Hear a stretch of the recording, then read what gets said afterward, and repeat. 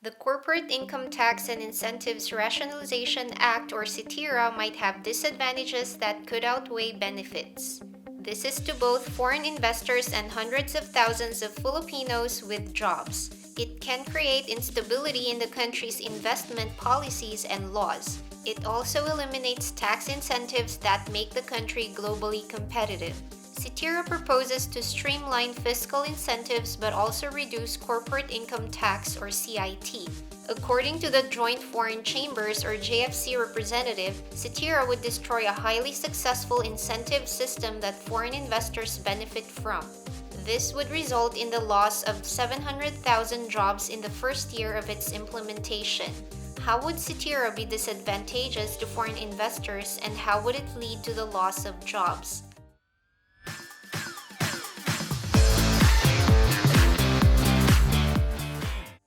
This is PEZA, bringing you all the information about issues from around the world straight from major foreign news sites.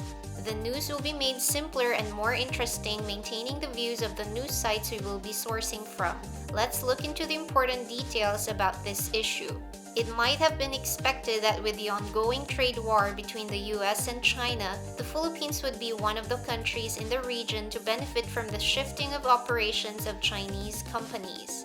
However, that is not the case, at least for the Philippines and Indonesia. As said by the Philippine Economic Zone Authority or PEZA Director General, other countries like Vietnam, Malaysia, Thailand, and Cambodia have more developed and high-tech zones. Aside from that, the country has unstable investment policies and laws, which could even make it lose many firms which are already in Philippine economic zones.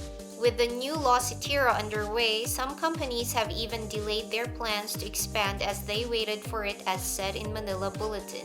Despite the warnings from PEZA that companies in economic zones could move to other countries because of the unstable investment policies and laws in the Philippines, the government seemed unfazed by the risks.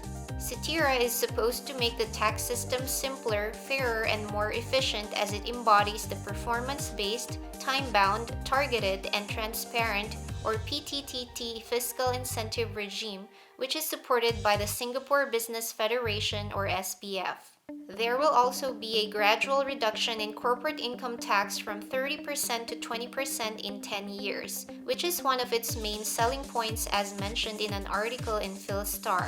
Based on projections by the government, this will lead to an increase in investments and creation of hundreds of thousands of jobs. However, tax incentives previously used to attract foreign investors are also not part of this new law. According to an article in ABS-CBN News, the Semiconductor and Electronics Industries in the Philippines Foundation or SEIPI and the Confederation of Wearable Exporters of the Philippines or CONWEP warned that without these incentives, the country might not be able to compete globally. The American Chamber of Commerce in the Philippines or AmCham also said some foreign businesses may shut down if Citira is passed.